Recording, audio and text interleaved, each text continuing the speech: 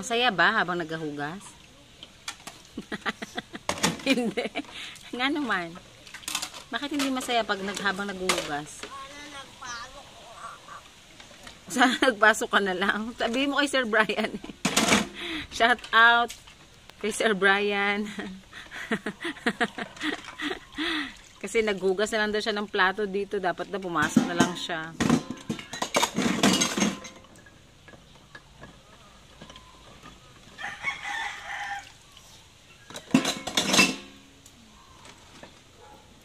Nakatamad ba habang naghuhugas? Kahapon, naghugas na ako eh.